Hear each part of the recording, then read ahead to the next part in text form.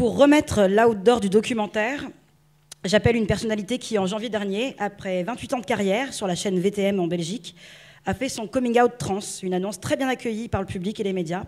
J'appelle la journaliste belge Bo van Spielbeek.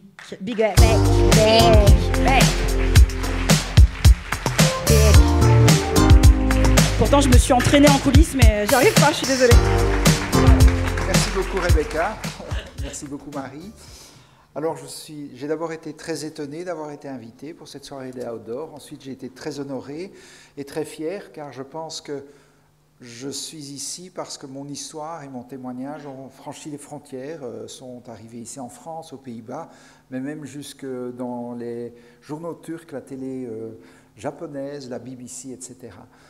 Effectivement, après 28 ans de journalisme, grand reporter, en passant à l'antenne, faisant des directs, ayant interviewé des gens allant de Castro jusqu'à Gorbatchev ou les époux Macron, j'ai annoncé que j'allais vivre en femme et que j'allais faire la transition avec toutes les opérations nécessaires. J'avais très peur, je pensais que le fait d'être connu allait être un handicap. Finalement, ça a été un avantage et ça a surtout inspiré beaucoup de personnes.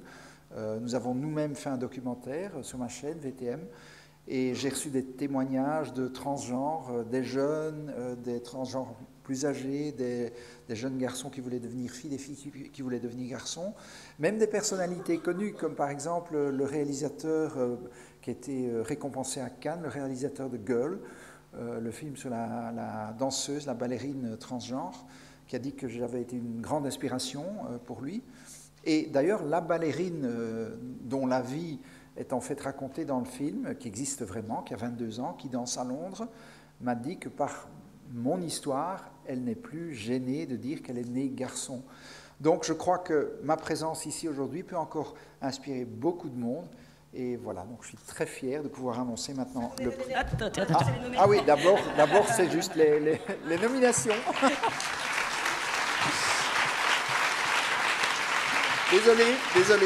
Non, alors, les nommés sont Quand la création raconte le sida de Didier Roth-Bétoni sur France Culture, réalisé par Nathalie Battus. Chasse à l'homme en Tchétchénie d'Élise Menant, Philippe Maire et Benoît Sauvage pour Envoyé spécial sur France 2. Il était une fois la PMA et Coming In d'Élodie Font, diffusé sur Chic Magazine et Arte Radio.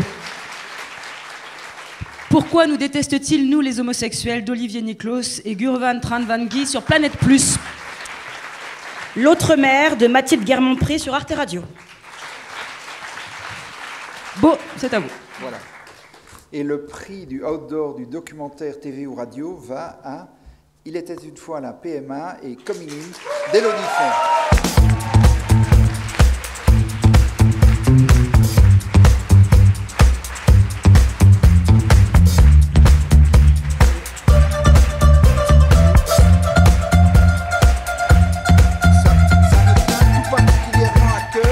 Ça me tient tout particulièrement à cœur parce que je sais que beaucoup de couples de lesbiennes viennent dans mon pays, en Belgique, pour leur PMA. Donc, Élodie, félicitations.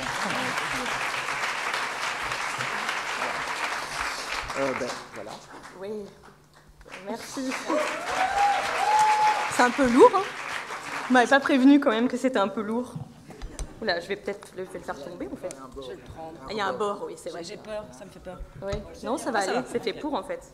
Je suis très honorée, en plus, venant de vous, ça me touche vraiment beaucoup. Effectivement, en plus, je fais régulièrement des allers-retours vers la Belgique, donc en effet.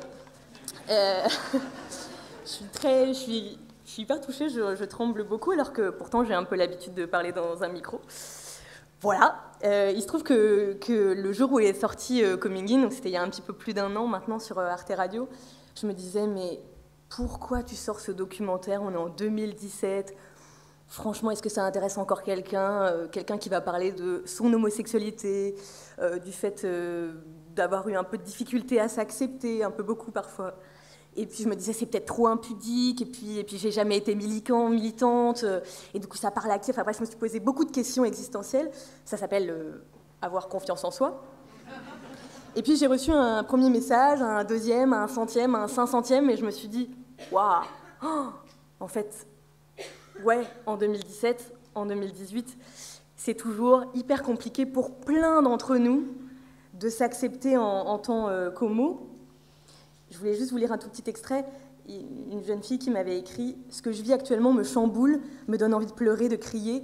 Je m'en veux de m'être menti tout ce temps, mais votre podcast m'a permis de me rendre compte que j'étais loin d'être un cas isolé, m'a donné beaucoup d'espoir et m'a aussi fait pas mal rire. » Donc ça, je pense que c'est la référence à ma chemise à carreaux, donc je l'ai mise exprès pour vous ce soir. Et puis je me suis dit aussi que j'étais visiblement touchée par les chemins un peu compliqués. C'est pas que j'aime particulièrement le mien, de chemins compliqués, mais bon. Et du coup, j'ai fait aussi un documentaire sur la PMA. Il était une fois la PMA sur Chic Magazine. Et je voulais juste dire, je sais qu'a priori, il n'y en a pas beaucoup dans cette salle, mais à tous ceux qui sont un peu dégoûtés par l'idée qu'un couple de femmes puisse avoir un enfant, que ça ne peut pas évidemment élever un enfant dans le bonheur, que cet enfant aura toujours un manque. J'avais juste envie de leur dire, est-ce que vous avez une idée, ne serait-ce qu'une toute petite idée de ce que l'on traverse, de nos doutes, de nos espoirs? Est-ce que vous avez une idée du nombre de questions qu'on se pose à la seconde, de l'attente? L'attente dans la PMA, la solitude, les noms de gynéco qu'on se refile sous le manteau, les incompréhensions aussi entre nous dans les couples, de la sensation de devoir se justifier en permanence. Mais de quoi en fait? Juste d'avoir envie d'un enfant et en plus d'avoir envie qu'il y ait une femme dans notre lit. Et vous savez, en fait, la pression, on se la met bien assez toute seule, donc ce serait chouette que vous nous aidiez, vous les politiques, puisqu'il y a eu des politiques qui se sont succédés ici, que vous nous aidiez et que la PMA, enfin, puisse être un droit aussi pour les femmes homosexuelles en France et pour les femmes célibataires. Parce que vous savez, si on fait un bébé, croyez-moi, sur parole, ou croyez-nous, je sais qu'on est plusieurs ici, c'est qu'on sait qu'on a assez les armes, on a bien réfléchi pour qu'il ou elle, ce bébé, soit le plus heureux possible. En tout cas, qu'on fasse tout pour.